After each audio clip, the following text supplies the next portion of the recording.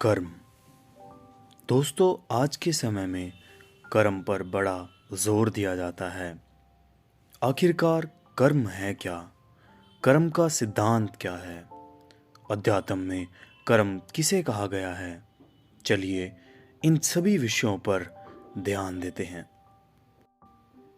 कर्म में 3 अवस्थाएं बताई गई हैं: कर्म, अकर्म, विकर्म और इन तीनों से ऊपर कर्म योग। आखिरकार यह कर्म का सिद्धांत है क्या?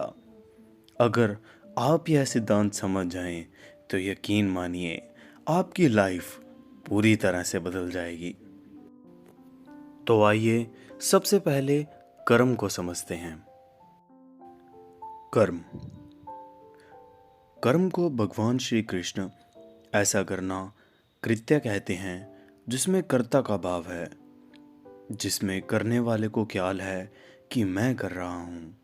मानो भगवान अहम भाव के तहत किए गए कर्म को कर्म कहते हैं। ऐसा कर्म जिसमें कर्ता मौजूद है, यानी मनुष्य के भीतर कर्तापन का अहंकार मौजूद हो, तो कर्ता का भाव कर्म के ऊपर सवार हो जाता है। उदाहरण के तौर पर, अगर त्याग करते समय भी यह ख्याल है कि मैं त्याग कर रहा हूँ, तो ऐसा त्याग एक त्याग नहीं बल्कि सिर्फ एक कर्म कहलाता है। नंबर 2, अकर्म। अकर्म का अर्थ उल्टा है। अकर्म का मतलब है ऐसा कर्म जिसमें कर्ता भाव नहीं है, जिसमें मैं कर रहा हूँ ऐसा कोई बिंदु ही नहीं है, ऐसा कोई केंद्र ही नहीं है जहाँ यह भाव उठता हो कि मैं कर रहा हूँ। अब अगर मैं कर रहा हूँ यह भाव खो जाए तो फिर ऐसे सभी कर्म अकर्म कहलाते हैं, क्योंकि हम क्रिया के भीतर कर्ता नहीं हैं। मानो कर्ता होना तो हमारा एक भ्रम है। इस सूरत में कर्म तो जारी रहता है, मगर यह कर्ताहीन कर्म अहंकार मुक्त कर्म होता है। अध्यात्म में इसे फिर अकर्म के नाम से संबोधित किया जाता है। नंबर 3, विकर्म। अब कर्म और अकर्म के बीच विकर्म की जगह है। विकर्म का अर्थ है विशेष कर्म। अब अकर्म तो कर्म ही नहीं है और कर्म कर्म है, फिर विकर्म का क्या अर्थ है?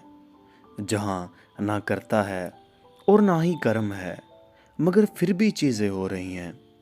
जैसे मनुष्य श्वास तो लेता ही है, लेकिन वहाँ ना कर्म है ना करता है। खून तो मनुष्य के शरीर में गति करेगा ही, भोजन जब करेगा तब भोजन तो पचेगा ही। ये सब विकर्म है, जहाँ ना कर्म है ना करता है। अब साधारण मनुष्य कर्म में है और एक संत अकर्म में है, और परमात्मा विकर्म में है। विकर्म में ना कोई करता है ना कोई कर्म है, यहाँ चीज़ें अपने आप ही हो रही हैं। मनुष्य के जीवन में ऐसा जो कुछ है यह सब विकर्म है, लेकिन यह सब प्रभु के द्वारा किया जा रहा है। अगर मनुष्य खुद श्वास लेता तो फिर यह मर ना सकता। वास्तविकता में श्वास मनुष्य ले रहा है, क्योंकि अगर श्वास रोकने की कोशिश करेंगे तो यह नहीं रुकेंगे। कर्म योग।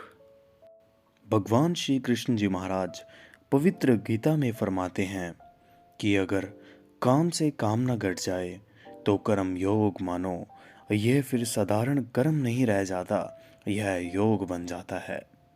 और योग बन जाए तो ना पाप है ना पुण्य है, ना बंधन है ना मुक्ति है, फिर दोनों से बाहर है व्यक्ति।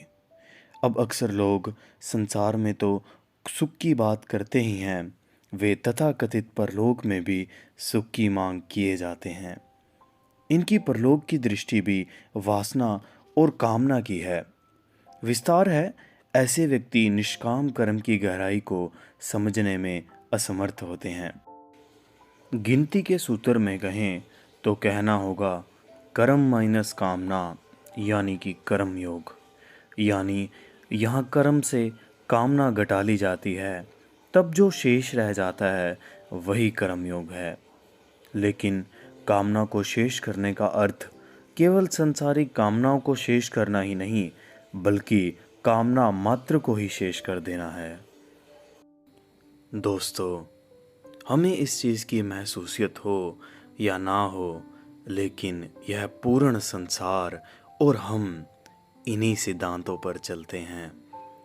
अब हमें यह जानना होगा कि हम हैं क्या, हम कौन हैं, हम यहाँ किस लिए आए हैं। तभी हम इस कर्म के सिद्धांत को अच्छे से समझ पाएंगे।